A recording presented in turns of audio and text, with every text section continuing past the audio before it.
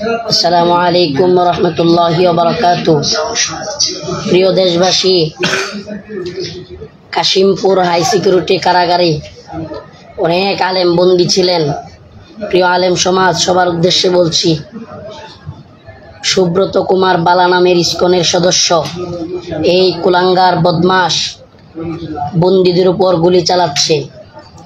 অনেক বন্দী আহত হয়ে শহীদ তাজউদ্দিন মেডিকেল গাজীপুরে ভর্তি আছে। এমনকি আমরা শুনেছি কয়েকজন শহীদ হয়েছে।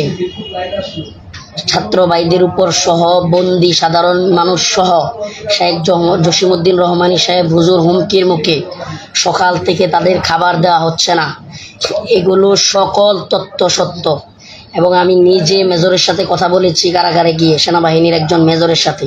সেখানে তারা দায়িত্বে আছে, কিন্তু এখনো পর্যন্ত বালাকে কেউ কন্ট্রোল করতে পারতেছে না। এই সুব্রত কুমার বালা ইসকনের সদস্য। অতএব আমাদের উচিত এই সুব্রত কুমার বালার অত্যাচার থেকে বন্দীদেরকে মুক্তি দেয়া এবং বন্দীদের মুক্তির ব্যবস্থা করা।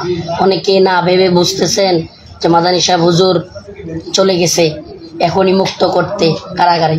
মুক্ত করতে যাওয়া হয়নি, মূলত যাওয়া হয়েছে সেই সকাল থেকে কারাগারে বন্দীদের উপর গুলি করতেছে সুব্রত কুমার বালা, ইসকনের দালাল। যারা না জেনে কমেন্ট করতেছেন, না বুঝে কথা বলতেছেন, দয়া করে না বুঝে কমেন্ট করবেন না। শেখ জসিমউদ্দিন রহমানী সহ সাধারণ বন্দীরা সহ সকাল থেকে এখনো পর্যন্ত তারা কিছুই খেতে পারে নাই। সুব্রত কুমার বালা অনেককে গুলি করেছে। প্রমাণ যদি নিতে চান, প্রয়োজনে না জেনে কথা না বলে আপনারা তাজউদ্দিন মেডিকেল কলেজে আসুন। প্রিয় আলেম সমাজ, আপনারা জানেন শেখ আল্লামা মামুনুল হক সহ আরও অন্যান্য মাহমুদ হাসান গনবী ভাই সহ অনেক আলেম, সাখাওয়াত হোসেন রাজি সাহেব হুজুর সহ মুফতি আতাউল্লাহ আমিন ভাইকে বলবো, আমরা কারাগারে দীর্ঘদিন ছিলাম।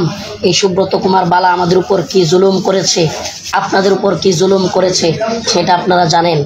এখন অলরেডি এই বালার হুকুমে কারারক্ষীরা সাধারণ বন্দীদের উপর, এমনকি মাজলুম অনেক আলেমের উপর গুলি করতেছে। অনেকেই তাজউদ্দিন মেডিকেলে আসেন। দয়া করে আপনারা জাতির দায়িত্বশীল, দয়া করে এই গুলি বন্ধ করেন।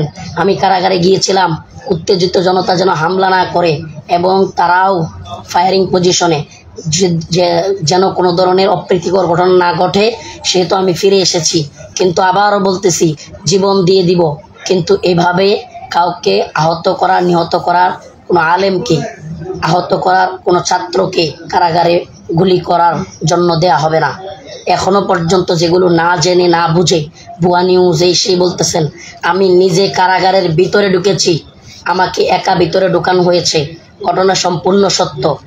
যদি কেউ অযথা কমেন্ট করে উস্কানিমূলক কথা বলতেছেন, যে উস্কানি নয়, দয়া করে ঊর্ধ্বতন থেকে আপনারা এক্ষুনি কারাগারে খাওয়ার ব্যবস্থা করার জন্য বলেন।